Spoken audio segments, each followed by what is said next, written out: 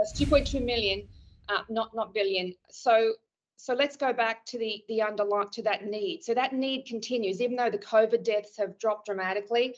We still have millions of people dying from pneumonia each year, and that's all over the world. These pneumonia deaths are not just a lower middle income country problem. There are plenty of older people who die of pneumonia in high income countries. So it's truly a global health problem. But oxygen, think about medical oxygen. It's not just about pneumonia. Think about the applications for medical oxygen. It's not just infectious disease. Think about chronic disease. Think about COPD and the dramatic rise in COPD driven by smoking rates, air pollution, aging of populations. The same trends we're seeing in high-income countries for these massive populations of COPD patients are happening also across low and middle-income countries. Think about surgery. The need for oxygen is needed for surgery. Think about something like road traffic accidents, another really growth area in terms of deaths.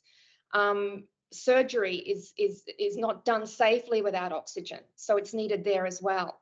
Think about what's happening in the world with conflict. Think about trauma and the need for oxygen after someone suffers some kind of accident or injury during conflict. Think about climate change and rising air pollution. All of these trends are telling us that the need for medical oxygen in a normal, let's say, environment, a non-pandemic environment, are rising. And then when you load on top of that the high risk of another respiratory pandemic, you know, we were looking at the numbers recently. There's all sorts of estimates coming out now of what exactly is the risk that we'll face another COVID-like pandemic. Let me give it to you.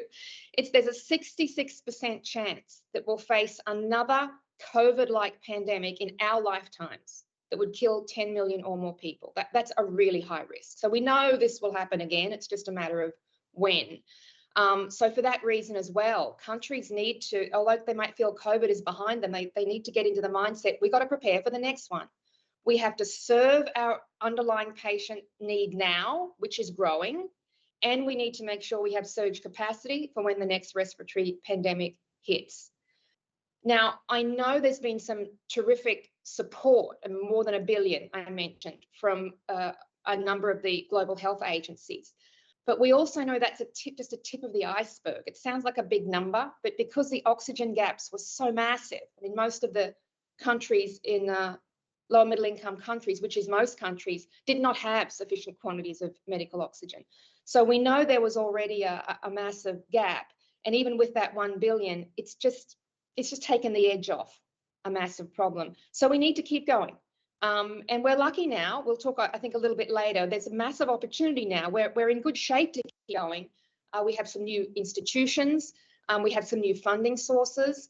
But what's missing, we need to keep the political will. We need to keep the memories alive of what it was like when we saw all those people dying for lack of access to oxygen.